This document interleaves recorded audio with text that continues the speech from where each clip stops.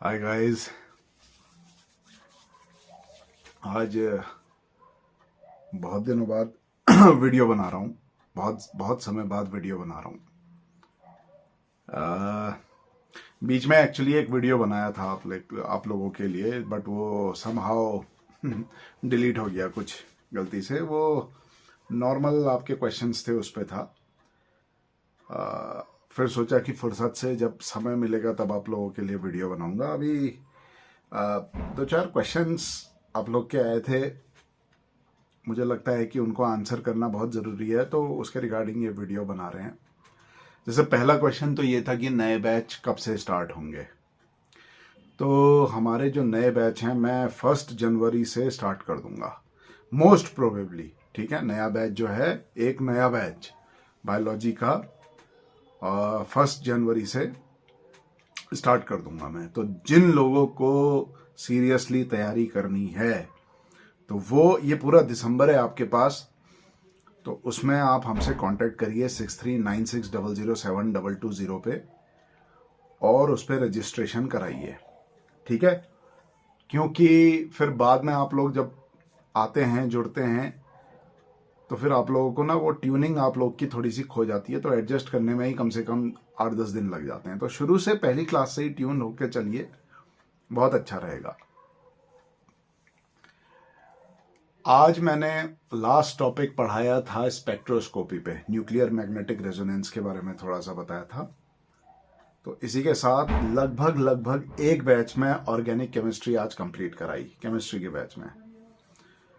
Biology के batch में zoology हमारी हो चुकी है, जेनेटिक्स हम काफ़ी हद तक पढ़ चुके हैं, बॉटनी में sexual reproduction in flowering plants चल रहा है, अब वो भी एंड हो जाएगा। अब डेवलपमेंटल बायोलॉजी जो है रिगार्डिंग द प्लांट, ठीक है, वो स्टार्ट करेंगे हम रिगार्डिंग द बॉटनी। ओके, तो एम्ब्रियो डेवलपमेंट वगैरह इस तरीके का टॉपिक अब उसमें आएगा।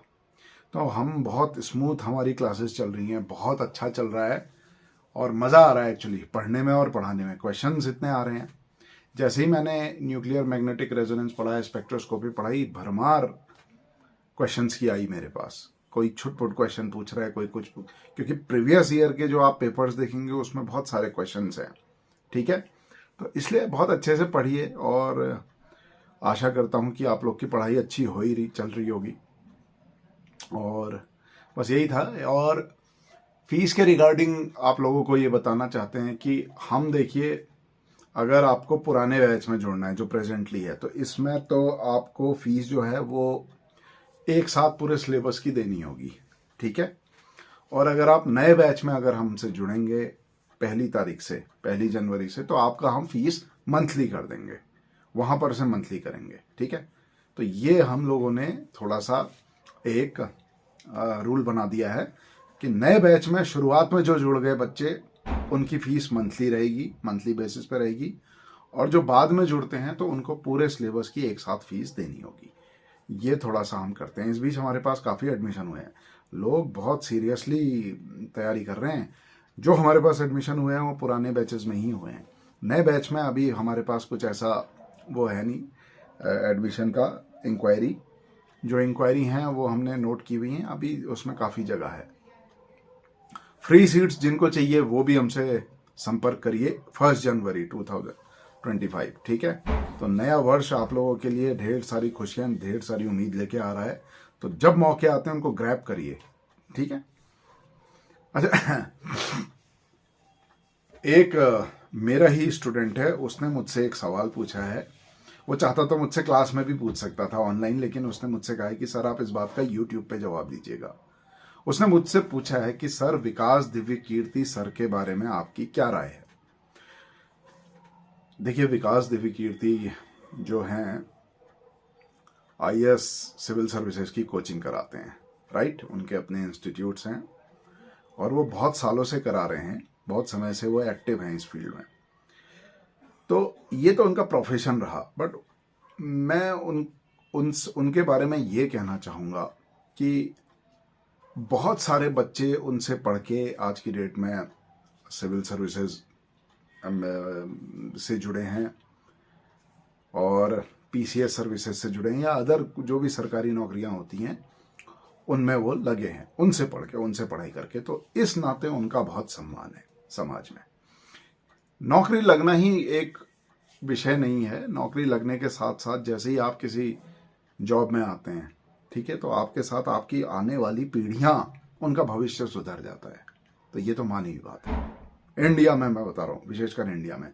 विदेशों में नौकरी को बहुत अच्छा ऐसे ट्रीट नहीं किया जाता, वहाँ कैपिटलिस्टिक थोड़ी सोच होती है। इवन गुजरात हमारा जो है, यहाँ भी थोड़ा नौकरी, ठीक है, नौकरी लोग करते हैं, बट बिजनेस को बहुत ज़्यादा प्रेफरेंस देते हैं।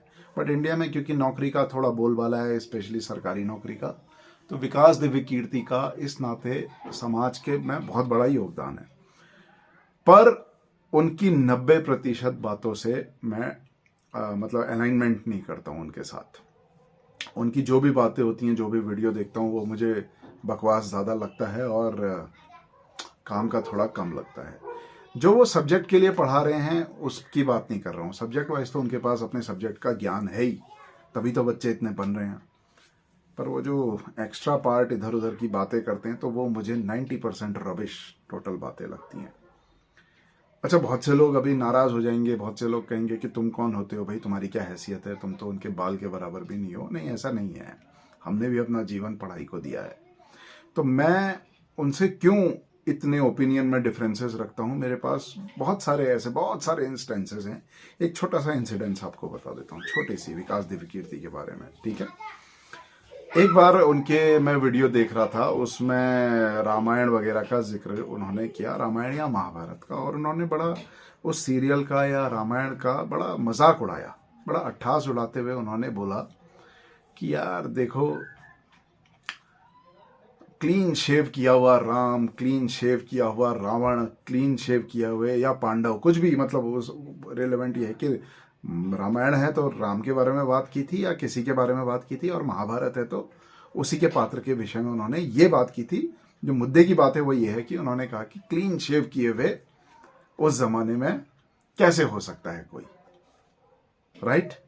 क्लीन शेव किया हुआ कैसे हो सकता है? ये सारी मनगढ़ंत बातें, मतलब शब्द उनके भले ही क्या रहे हों, पर उनका थोड़ा ये नजरिया था कि क्लीन शेव उस जमाने में नहीं हो सकता, क्योंकि रेजर और ये ब्लेड्स वगैरह कॉन्सेप्ट ही बहुत बाद में आया है, ठीक है। तो अब देखिएगा, ये उनका वीडियो हो सकता है। अब मैं आपको बताता हूँ कि जिस समय मैंने ये उनका वीडियो देखा तो मुझे बड़ा बुरा ये लगा कि जो उनकी बात गौर से सुन रहा है, बहुत गौर से सुन रहा है, कोई एक स्टूडेंट है उनका, उनकी बात गौर से सुन रहा है और वो अपनी धारणा यही बना रहा है, और भगवान ना करे कभी इंटरव्यू पैनल में मैं बैठ जाऊं और मैं यही सवाल उससे पूछ लूं, बच्चे से, कि यार रामचंद्र जी शेव कैसे करते थे, या रामचंद्र जी दाढ़ी रखते थे या शेव करते थे, तो उसका क्या जवाब होगा? उसकी तो वही जवाब होगा ना जो अपने गुरु से सीख के आया है। वो मेरे को साइंटिफिक तो जवाब कुछ दे नहीं पाएगा, ऐसा जवाब तो बिल्कुल नहीं दे पाएगा जो बिल्कुल फिट बैठ सके फैक्ट्स में। तो देखिए, मैं आपको थोड़ा बायोलॉजिकल पॉइंट ऑफ व्यू से एक पॉइंट यहाँ पर ये समझा देता हूँ, बहुत ध्यान से सुनिएगा। जब मैं एमएससी में था तो एमएससी में उन दिनों डाइसेक्शन होते थे स्कोलिडॉन के, मतलब एक फिश होती है, डॉग फिश बोलते हैं, छोटी सी होती है, इतनी 1 फीट लंबी, शार्क की जैसी होती है, और भी कई जानवरों का डाइसेक्शन हमारी एक मैडम थी वो करवाती थी, कुमकुम शाह मैडम, अब तो नहीं रही, और बहुत पवित्र आत्मा, बहुत अच्छी मैडम, और बहुत बहुत बढ़िया, मतलब बहुत एजेड थी, प्रोफेसर थी, बहुत ज्ञान था उनको फिशरीज का, ठीक है। तो उनका मैं बड़ा सम्मान करता हूँ। तो वो डाइसेक्शन करवाती थी। अच्छा, डाइसेक्शन जब हम फिश को काटते थे तो हम क्या करते थे, ये जो रेजर ब्लेड नहीं आता बाजार में, 2 रुपए का 1 रुपए का मिलता है, वो लेके जाते थे और उसी से चीरा लगाते थे। जब चीरा लगाते थे तो मैंने ये महसूस किया, मैंने पर्सनली, कि वो ब्लेड भी उतने अच्छी तरीके से उतना डीप कट नहीं मारता है, थोड़ा ताकत लगानी पड़ती है डीप कट करने के लिए, ठीक है। फिर मैंने जब ये डिस्कशन एक वहाँ गुरु, एक सर थे, उनसे भी किया, अब भोंगड़ा सर थे शायद, नए नए उस समय रिक्रूट हुए थे, पीएचडी करके आए थे कॉलेज में, नई नई लेक्चररशिप में आए थे डिग्री कॉलेज में, अब तो प्रोफेसर होंगे कहीं, वो भी जानकार थे फिश के बारे में। तो उन्होंने कहा कि यार ब्लेड को हाथ में पकड़ के कभी भी ऐसे कट मत मारो, एक रेजर आता है उस तरह जो नाइयों के पास होता है, उसमें ब्लेड फंसाओ और उससे मारो, तो वो एक क्या होता है, लीवर की तरह काम करेगा। लीवर जो होता है ना, आपके मैकेनिकल फोर्स को बहुत रिड्यूस कर देता है। तो जहां मान लो 10 न्यूटन का फोर्स लग रहा है, वहीं आपका 1 न्यूटन या 2 न्यूटन में काम हो जाएगा। समझ रहे हैं? तो ये उनकी राय थी। फिर ये रात गई बात गई, इस पर ज़्यादा चर्चा नहीं हुई। फिर भविष्य में मुझे एक बार, काफ़ी समय पहले, मतलब काफ़ी समय पहले की बात बता रहा हूँ, एक बार पढ़ने का मौका मिला इस विषय में। ठीक है, मैं शायद सर्जरी के बारे में पढ़ रहा था, क्योंकि सर्जरी का आविष्कार कहाँ हुआ? भारत में हुआ। अब भारत में जब सर्जरी होती थी तो सर्जरी के लिए स्किन को काटना बहुत जरूरी था। तो वो कैसे काटते थे? जब आयुर्वेद के टाइम में शल्य चिकित्सा की बात हुई तो वहां कैसे ये कट होता था? इतने शार्प ब्लेड कहां से लाते थे? होता क्या है ना, देखिए, आप कांच को ऐसे तोड़िए, कांच टूटा, उसकी जो धार बनती है, एज जो होते हैं, उसमें कितनी शार्पनेस होती है। तो कांच जो है, ग्लास जो है, वो कैसे बनता है? वो आप रेत को जब आप मेल्ट करते हैं और भी 2-4 केमिकल उसमें, ऑक्साइड, आयरन की ऑक्साइड, मैग्नीशियम की ऑक्साइड, ये सब मिलाते हैं तो कांच हमारा तैयार होता है। नेचुरल वे में जब कांच तैयार होता है तो वो कैसे होगा? यहाँ तो हमारे पास अपना कांच तैयार करने के लिए भट्टियां होती हैं जिनमें हम खूब पिघलाते हैं उस रेत को। तो नेचुरली अगर ये काम करना चाहें तो कैसे करेंगे? कभी सोचा है? वॉल्केनो होता है ना, लावा, ज्वालामुखी, उससे जो निकलता है लावा, वो बहुत हाई टेम्परेचर पे होता है, और वो जब ठंडा होता है तो उससे बनने वाला जो कांच होता है, ग्लास होता है, उसको बोलते हैं ऑब्सीडियन, राइट? उसकी खास बात क्या है कि जब भी आप उसको तोड़ेंगे तो वो इस तरीके से टूटता है कि उसकी एक बहुत ही शार्प धार बन जाए। दुनिया में सबसे तेज धार उसी की होती है। आज की डेट में सबसे महंगे सर्जिकल जो हमारे पास हैं, नाइफ्स हैं, सर्जरी में बड़े बड़े डॉक्टर्स यूज करते हैं, वो उस ऑब्सीडियन ब्लेड की यूज करते हैं। वो कहा जाता है कि एक टिश्यू को, मतलब एक सेल को भी 2 हिस्सों में काट सकता है, वो इतना शार्प होता है। अब आप समझ लीजिए। और ये कब से इस्तेमाल में है? मतलब ये कुछ कहा नहीं जा सकता। शायद 1 लाख साल पहले, 1.5 लाख साल पहले, अर्ली मैन के टाइम से ही ऑब्सीडियन नाइफ इस्तेमाल में है। क्यों? क्योंकि हमको ना अर्ली मैन के जो टूल्स, स्टोन एज सिविलाइजेशन की बात कर रहा हूं, वहां जो हमको टूल्स देखने को मिले हैं, उनमें जो भाले बनाते थे, ठीक है, उनमें वो ऑब्सीडियन आगे से लगा हुआ मिला है। अब तो वह समय के साथ उसकी धार थोड़ी खराब हो गई होगी, पर उनको इस बात का आइडिया था, 2 चीजों का आइडिया। एक तो ऑब्सीडियन ग्लास है तो उसकी हार्डनेस बहुत है, ठीक है। दूसरा, उसमें बहुत तेज धार होती है।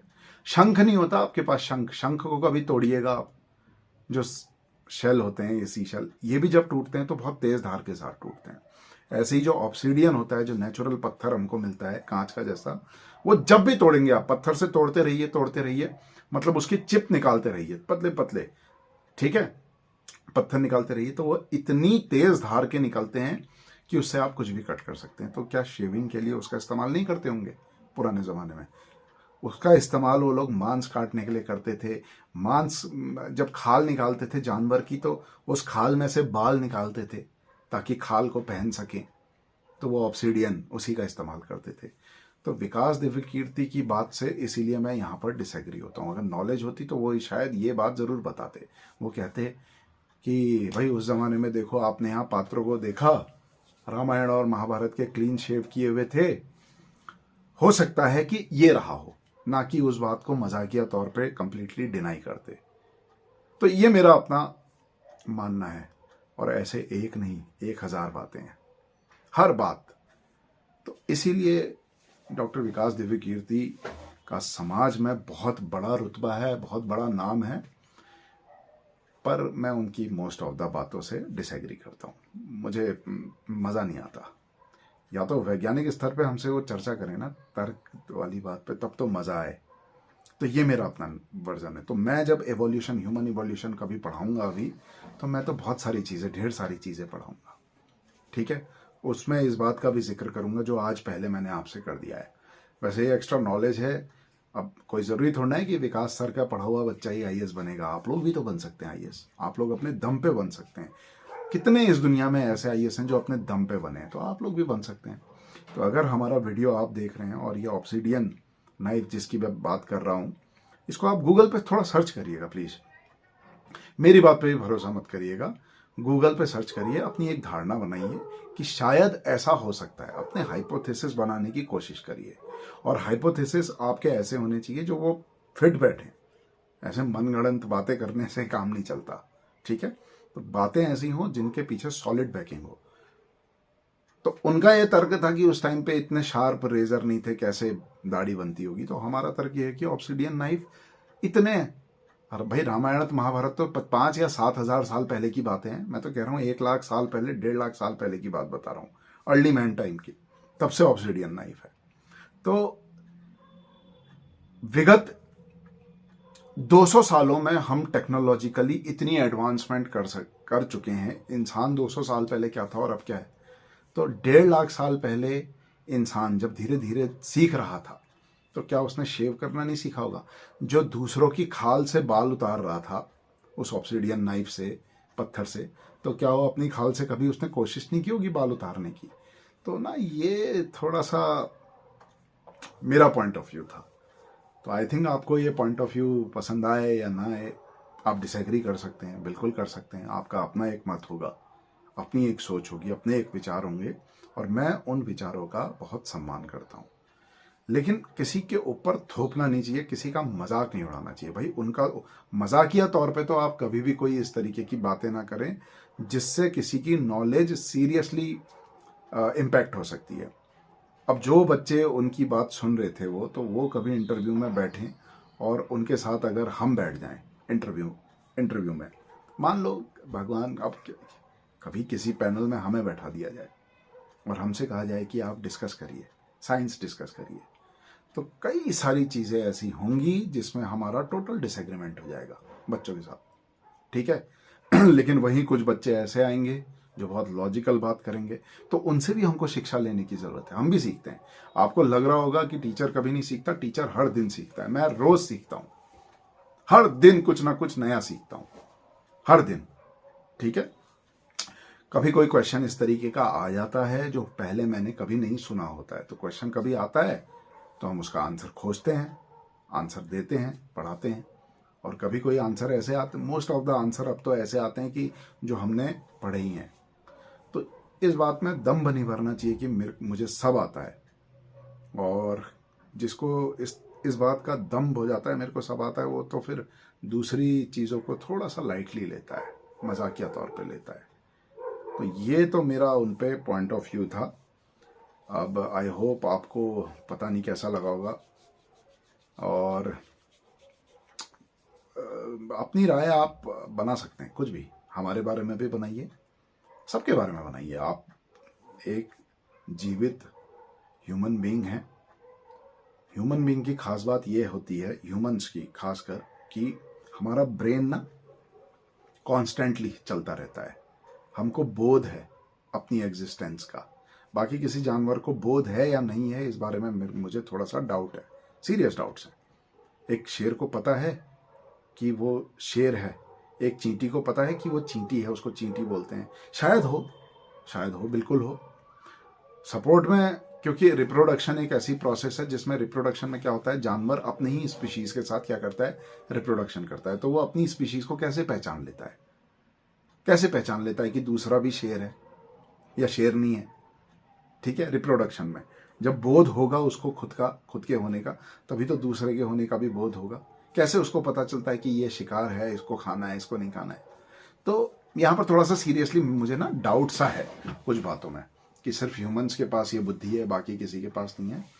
पर अब धीरे धीरे देखिए साइंस एडवांस होती चली जाएगी, और इस बात का भी आंसर आने वाले 100-200 सालों में हमको मिल जाएगा। बाय द वे, बायोलॉजी की एक लेटेस्ट न्यूज़ आपको बता दूं, बायोलॉजी से जुड़ी हुई। चाइना में कुछ जेनेटिक इंजीनियर्स जो हैं, उन लोगों ने जीन मॉडिफिकेशन करके इस तरीके का एक चूहा तैयार कर दिया है जो पूरा येलो कलर का है, मतलब वो थोड़ा सा ट्रांसपेरेंट टाइप का है। तो येलो डाई का इस्तेमाल करके उन्होंने इस तरीके का बना दिया है। तो ये बहुत अपने आप में बहुत बड़ी बात है। वैसे तो ऐसे बहुत सारे चूहे बनते हैं जिनमें जीन निकाल दी जाती है, नॉकआउट माइस बोलते हैं उनको, क्योंकि जीन आप निकाल चुके होते हैं।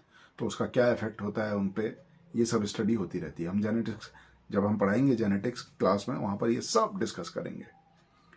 बहरहाल आज जो टॉपिक हमने जेनेटिक्स में पढ़ाया था, जो बच्चे हमसे स्टूडेंट जुड़े हैं वो प्लीज़ वो क्लास जाके देख लीजिएगा। आज हमने थोड़ा लिंकेज के बारे में डिस्कस किया है, मॉर्गन के एक्सपेरिमेंट्स, ये सब डिस्कस किए हैं। ठीक है, तो आई थिंक आज की क्लास, आज का ये वीडियो यहीं पर रोकते हैं। फिर से बता देता हूँ, 1 जनवरी से 1 जनवरी हम नए बैच स्टार्ट कर देंगे।